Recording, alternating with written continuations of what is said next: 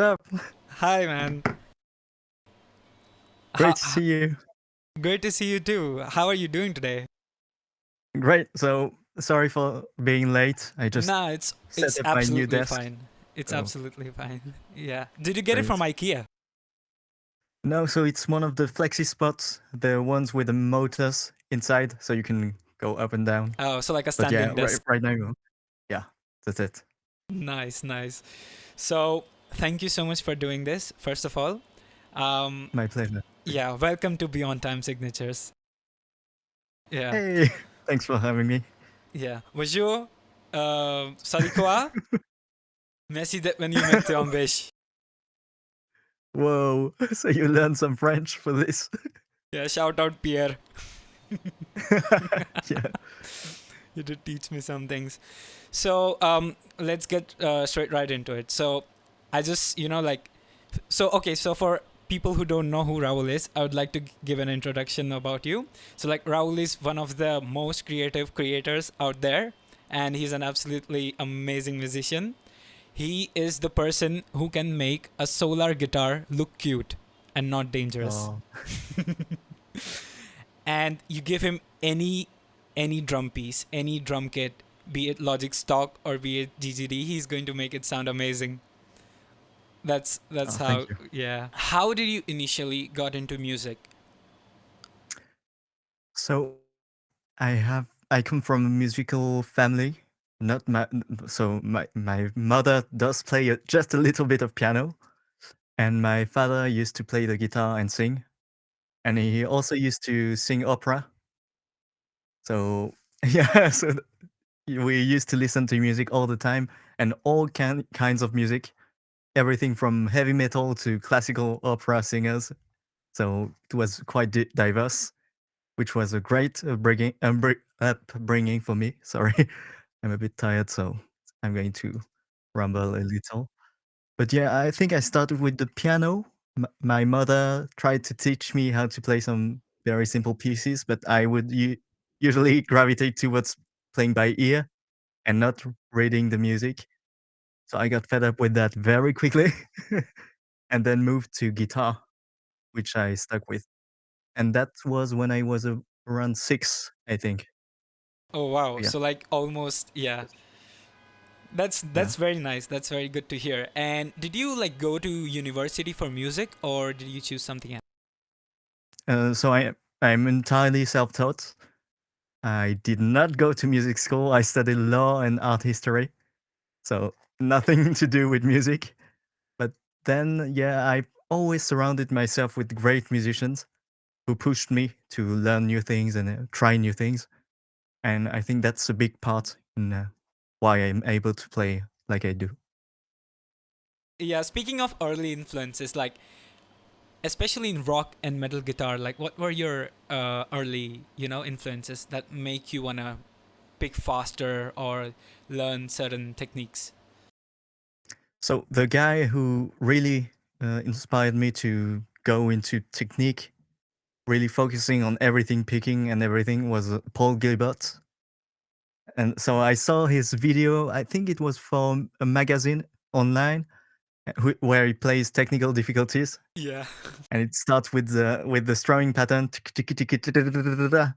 I just wanted to learn that, and then right after I discovered John Petrucci from Dream Theater, and he's the guy who brought everything musical into shred for me. And prior to that, I was a big fan of, and I still am a big fan of Steve Morse and Eric Johnson. So those guys were the ones who really made me think, "Oh, guitar is so cool. I want to do that." So yeah, but mainly John Petrucci and Paul Gilbert. So yeah, That's great. I mean, John Petrucci is also one of my top influences. Like his solo stuff, like the Glasgow Kiss yeah, song. I think Glasgow Kiss is one of the most beautiful solos like he has ever made. yeah. I completely agree. Yeah. Yeah. Now moving on to like a follow-up question, like what was your introduction to prog, like progressive rock So or my metal? introduction to prog, I think it was the track "Wither" by Dream Theater. So it's a ballad, But yeah, that was the first prog song I heard. Yeah. And when did you first learn about periphery? I think it was during the SoundClick era of Bulb. So I used to be on SoundClick, which I don't know if it's active still, but yeah, he used to post very often, and that's how I discovered Bulb. So Misha, and then I think I heard Jetpack was Yes. I think that was the first song I heard from them, Oh, and I wow. was hooked. Yeah, Yeah, just like everyone else. yeah. Um, Also, like I would like to tell people that Raoul also has a band called Panache, and if you guys don't know about it, you should definitely check it out on Spotify. So Raoul, can you tell us when did you join Panache, or were you a founding member of the band? So yeah, I started the band with with my best friends in real life.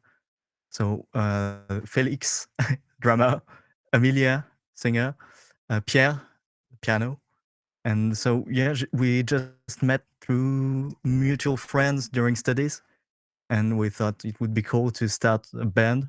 So we started playing covers, as most bands do, and then we started writing our own songs, and we started from there, and it's still going strong after I think it's our sixth year together.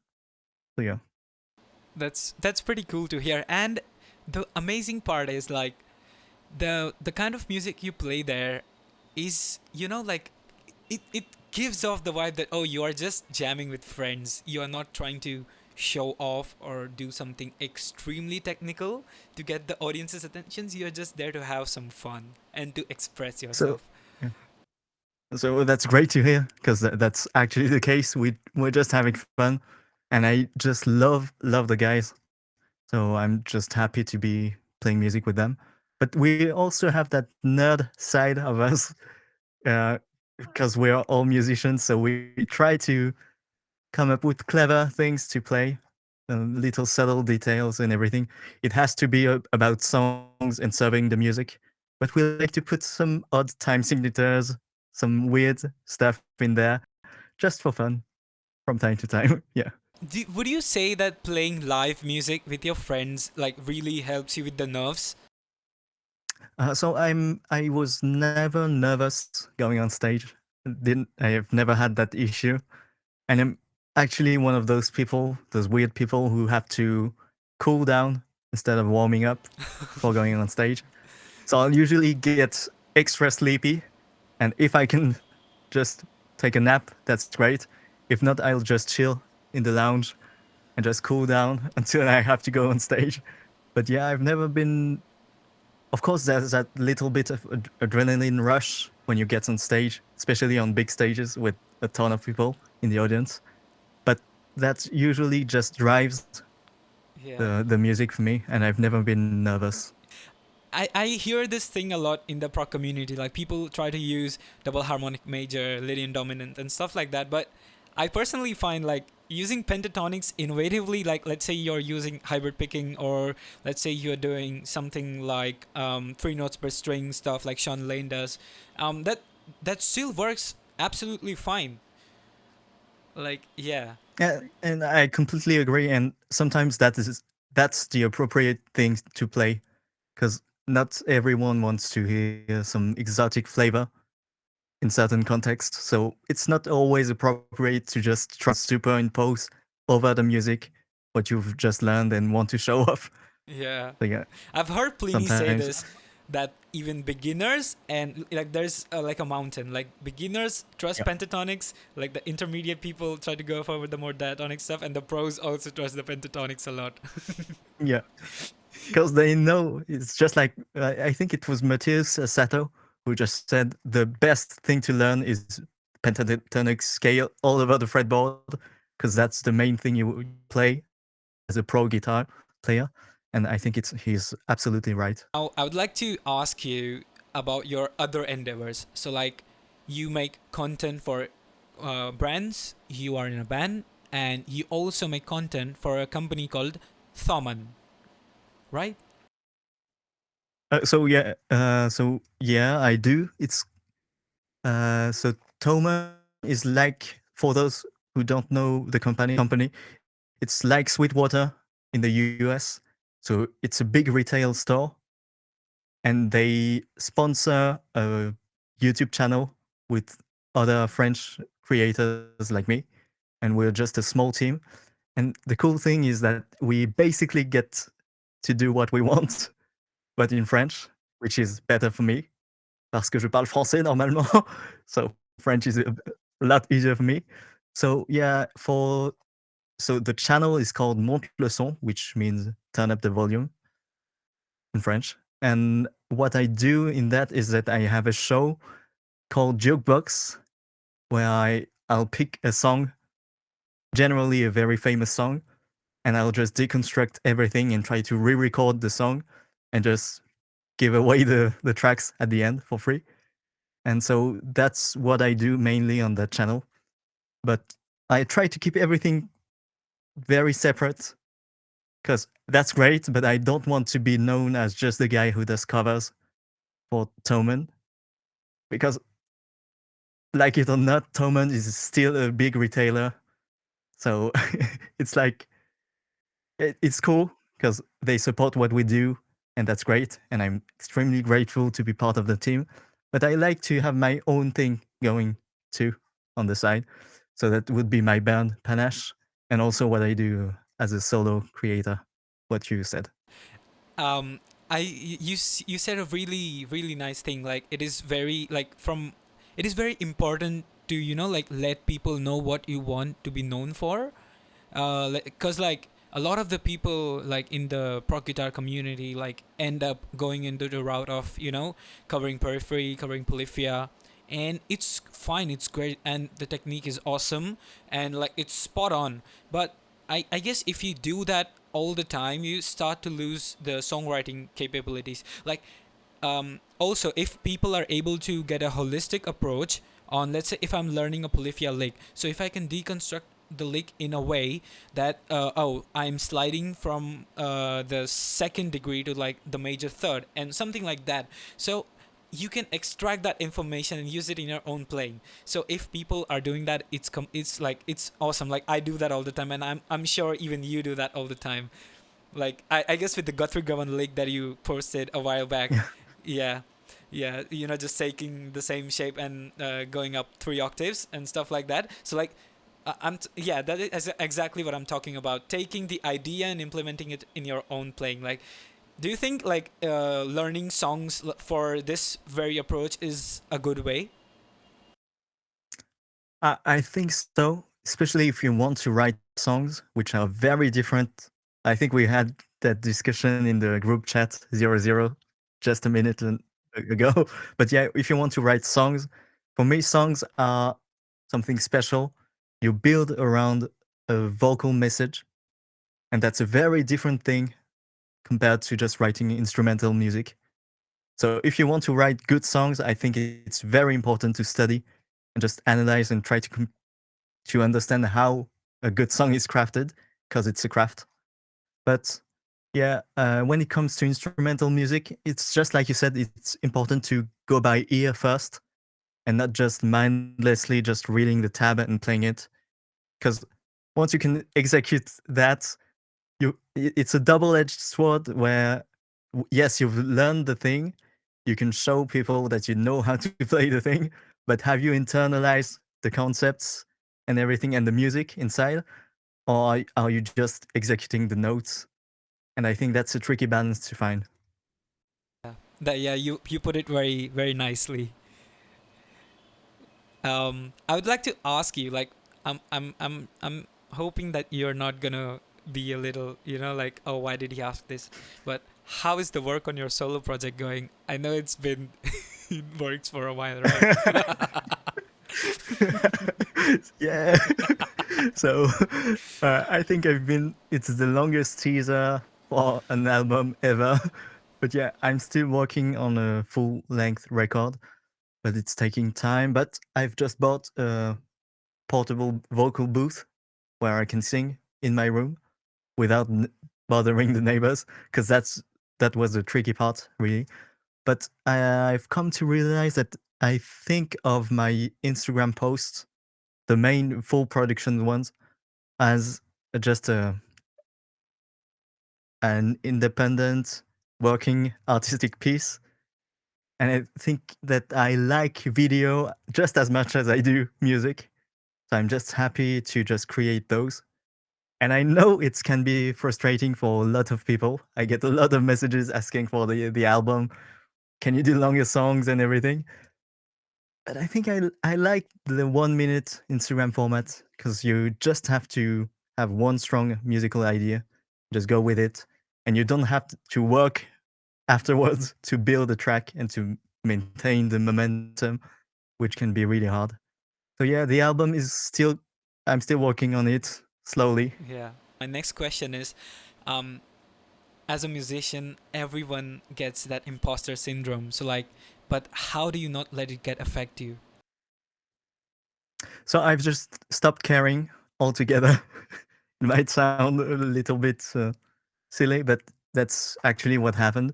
Because when I first started posting on Instagram, that's when I realized that people have such a short attention span nowadays that you can mess up, release a terrible video, and people are going, they just don't care. And that can be really freeing because I'm actually never really satisfied with anything I post, which can be could come as a surprise for some of you, but I'm really not satisfied with anything from the writing to the mix to the tones or anything. But I'm just happy that I've got something that works, and I'm happy to just release it.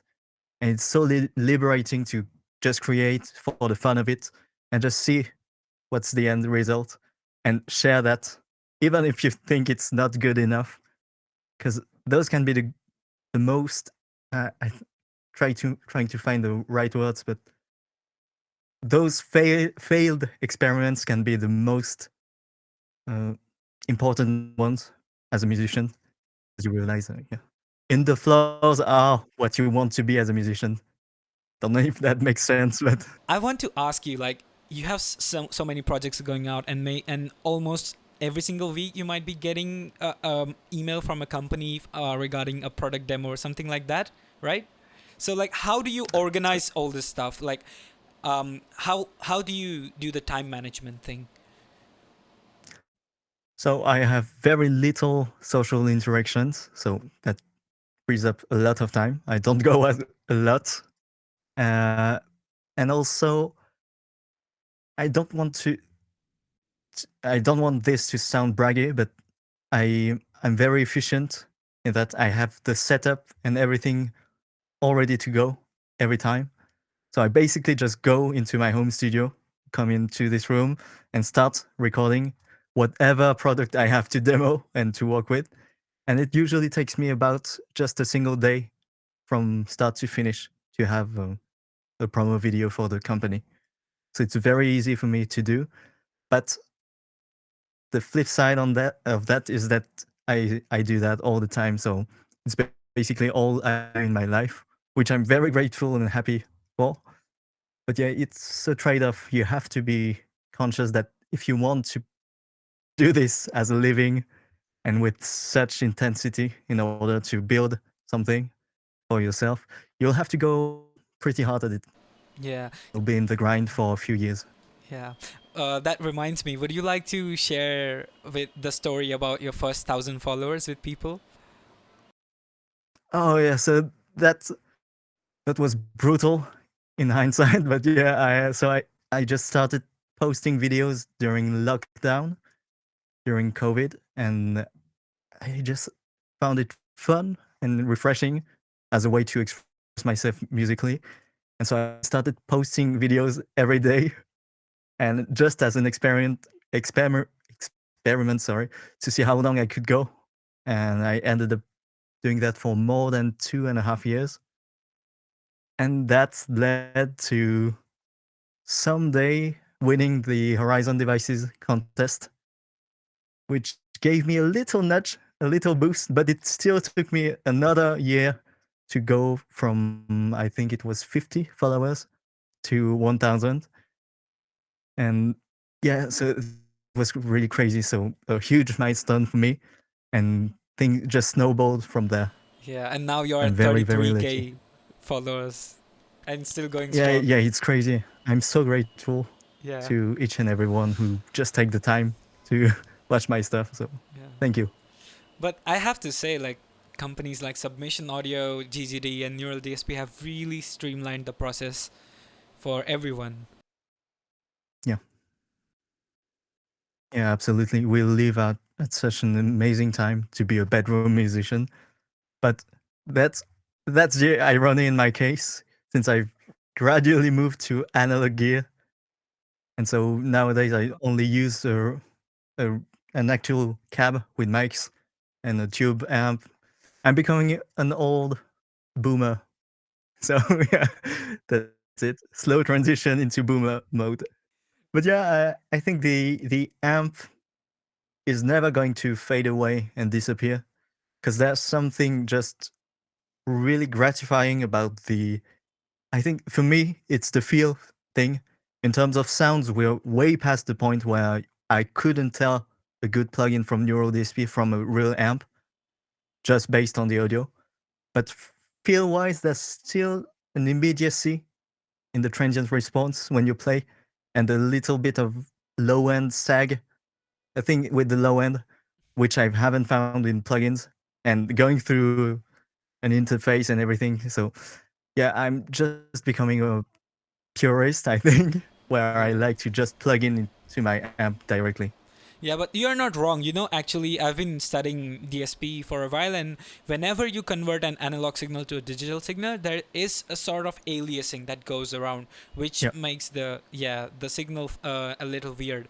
And yeah, I think in analog gear it doesn't happen, and also the latency thing, like the 2 or 3 millisecond latency, you don't actually feel the difference. But like when you play a real amp and then you go back to a digital setup for like maybe like the first 5 or 10 minutes, you might be able to feel the difference, right?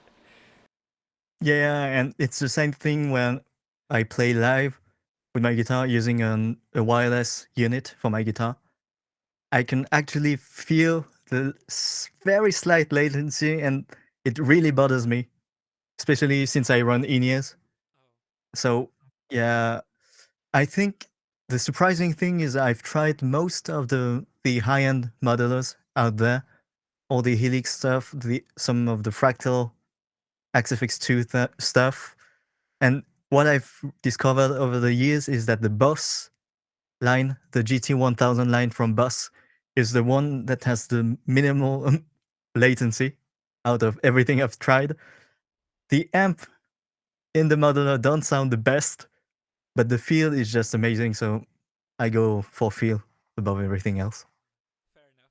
After doing like like the Instagram thing with the brands for quite a while, can you share a few learnings like that you learned that maybe people who are getting brand work but who aren't very experienced with brand work can maybe implement or use? So I'm not. I always say that, but I really think that's the case. So that's why I say it.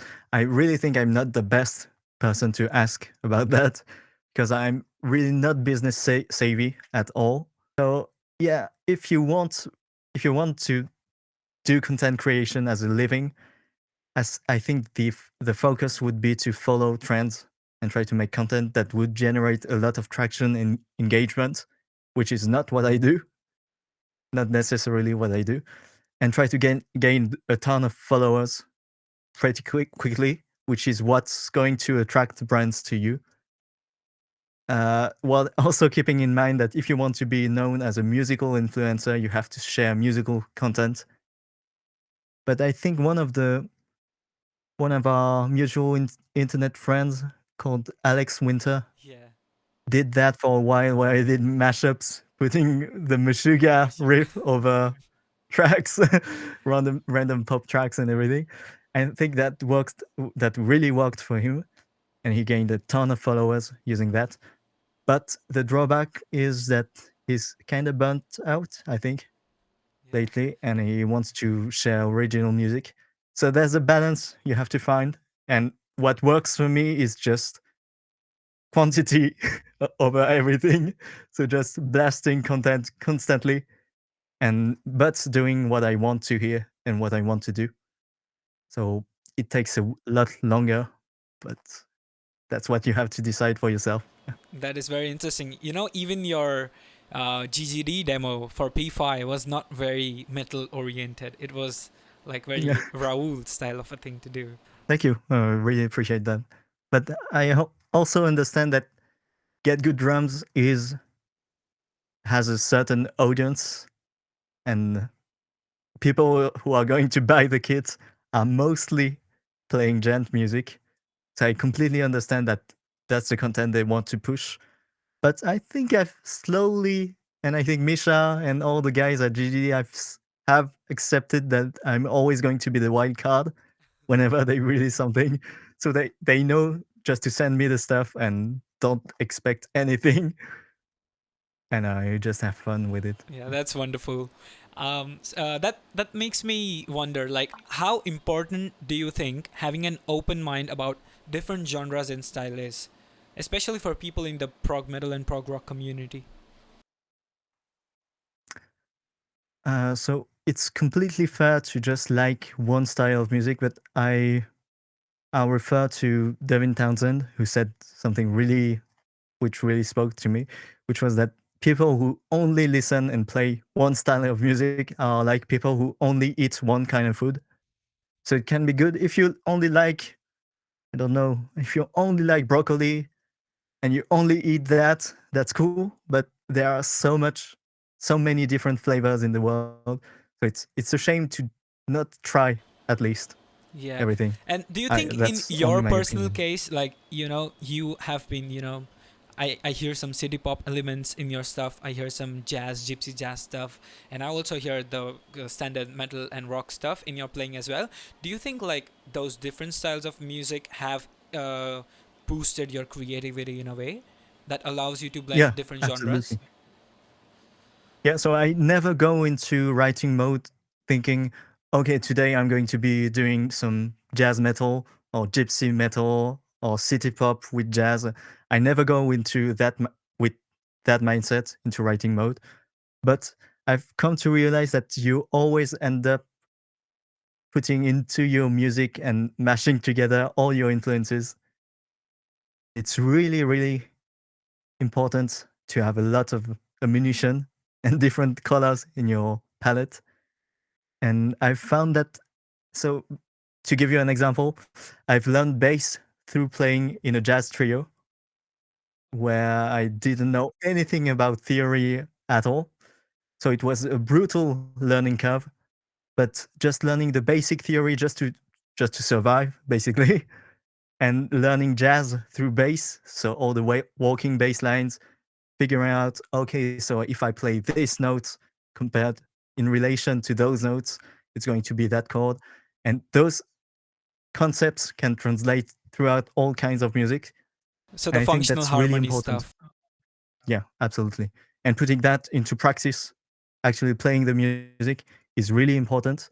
And to the people who want to do the genre melding thing, I don't know how to call it, I would advise those people to really study and play the actual music they want to target with the actual musicians who speak that language, because it's really easy to just fall into a parody. And let's say jazz metal, you end up putting horns of a gen track, and you say it's jazz metal, but it ends up sounding like a cartoon music. Whereas if you have studied jazz and you know why we make certain musical choices, you can put those into gent, use different tones where it's inappropriate, and create something fun. How far can talent uh, get a person to, and, you know, like, how much effort you have to put after that? Because everyone, because, like, talent can only get you so far, right? So I think there's been some kind of scientifical um, consensus, yeah, around the fact that talent is going to be a certain it's like an RPG game where some characters start with a few stats boosted, and that's going to make everything learning music, theory, and everything makes sense way quicker for those people. But you still have to have the social background, the cultural background that supports that. So it's only going to be a booster pack. And if you don't use it, you're just like everybody else. And I also personally think that talent is basically a fancy way to say that someone has that kind of obsessive disorder almost, where they are obsessed with some things that have to do with music or art or craft. And that's really the case with me, where I could literally spend all day playing guitar just because I'm obsessed with that, with the notes and everything. And naturally, if you play all day, you're going to get better, even if you don't practice really regimented stuff and everything. So yeah, talent is going to be a drive and a certain behavior, and yeah, being drawn to music and want to play it a lot. And but yeah, it only gets you so far. You still have to put the work if you want to get into that upper echelon of players. Yeah, even though like music is a very creative field, I think like having like that's what I have been, you know, like trying to internalize from the start, like the discipline part of the things. That okay, like this, we are going in a certain direction. We should not look back anytime soon, and we should go in that direction as long as we can. As long as we have let's say two kids who we have to take to school and we don't get enough time to chat with our friends online, maybe then it's a different case. Maybe we'll have to reevaluate life then, but like till then we should really enjoy. Yeah, I think that the last point you just mentioned is really important. That I don't think of what I do as work per se. I'm just having fun. So I basically am the luckiest man on earth because I just get to play around for a living.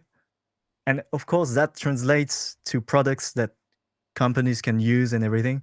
But the basic concept is that I try to have fun. And it's a discipline of trying to keep music fun. And that's really the hardest thing I've had to do over the years. Do you have anything to say about that, like the reward system and how delayed gratification is gonna end Yeah. up being more rewarding in long term? So that's really tricky to answer because I don't necessarily think about that when I share things on Instagram. So it always comes down to what I just said to you previously, which is that I try to keep things fun and find joy in the process. So I'm just happy to just play the guitar. Oh yeah, this part. Yeah, play the bass. Yeah, I love this bass line. Let me try to do it one take correctly. And it takes me 100 takes to make it sync up with the video. And yeah, so I just have fun during the process, and I'm just happy to.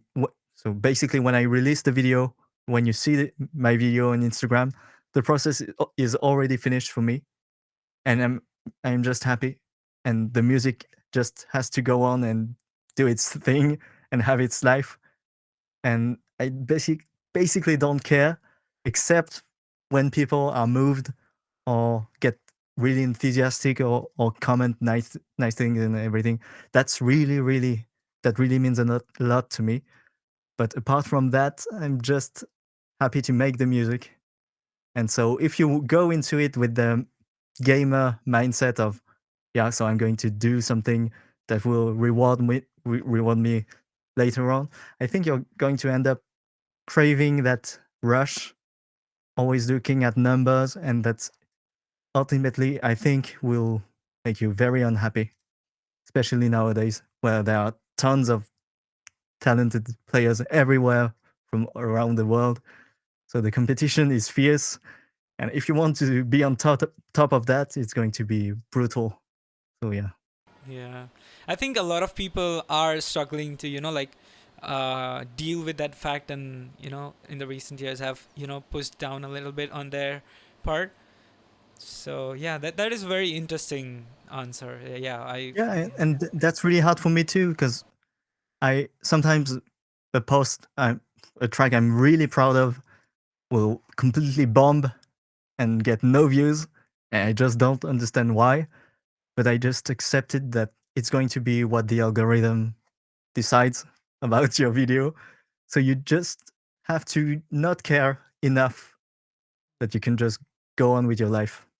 And it's just you're just proud to have released a cool track, what you think is a cool track, into the world, and you're just happy to make it and go, yeah, go on with your life, That's basically. fair enough, because like if you were in the mindset of the numbers and stuff, and let's say maybe one of the camera audio tab leaks that you posted get like 100,000 views, but let's say a track like Omni gets only half the views, then if you were in that mindset, you'll be like, oh, why is my like camera audio getting more views? The Instagram really sucks. I mean, yeah, stuff like that. Yeah, But but you, I think that's really my only superpower is that I tend to see the positive side in everything, and I very easily turn everything into a game. So that means I'm always playing around in my life, and I'm always happy. So the thing you just said about the leaks that get, I think it 10 times as much views compared to my full production musics. Uh, that used to bother me a few years back, but nowadays I just leverage that. And when I feel like recording just the camera audio, I just press record on my camera, just play around. And if I find some parts that are good, I'll post them, knowing that they'll probably perform way better than my music.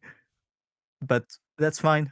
I just find it funny. So has it ever happened that you're recording, like, let's say a really hard part and you finally got it down, but that then you realize that, oh, memories run out on the camera, I have to re-record it again? Has it ever happened? so that happened to me a few years ago, and since then I'm always running backups and recording on 2 SD cards, and I have way more memory than I could ever need. And I'm also running. I can't show you right now, but I'm running actually a DC adapter for my camera, so there's never a battery running out. I'm never running out of space or anything. Especially since I record video and audio together for most of what I do. So it's really crucial that I get everything and that I don't miss a good take. Do you like make templates for stuff? No, so I used to do templates, but I've stopped doing that. And on the video side of things, I think I don't have synesthesia in the sense that some people associate or see colors in certain notes of music and everything. I don't have that, but I still have some form of association between tones, moods, and colors. So that's why, for instance, Lydian is always going to be that bright green for me, I was just and going that's to say that. always going to be that. And that green is always going to be my reverb on my pedal board. A white light is always going to be the delay.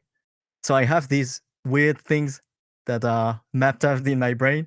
So you took, for instance, the example of the pop punk demo I did. So that's city pop music, and to me, it's that red, bluish tint, and it has that turquoise tint to it. The track has that, and I try to represent that into the video, which is why everything has that hue in the video. And yeah, it just makes sense in my weird brain. Is there something, a piece of advice that you think is really important, apart from the standard have fun, don't focus too much on the numbers, and apart from that, like, do you have some very specific sort of an advice for someone who thinks of, like, say, making sustainability in their musical career, like not financially, but like not burning out or stuff like that? Do you have an advice for people like them? So one very practical advice would be to figure out a way to have a consistent setup that you can have just ready to play every time you want to pick up your instrument. I think that's what's been the biggest change in my life recently. So I moved to this place about a year and a half ago, and that really changed everything for me because I used to record in my bedroom, which was a very, very small space, always cramped, and I just couldn't keep everything plugged in. And it was such a hassle just going into it thinking, oh, I have to put the cardboard boxes on my bed to prop up the camera and everything. And it was such a hard task. And nowadays, I just put everything and leave everything plugged in. So I just basically have to turn everything on and I can just go into recording mode. And that's the same for music. So my cab is always linked to my amp, and I have all my presets routing the audio in various ways.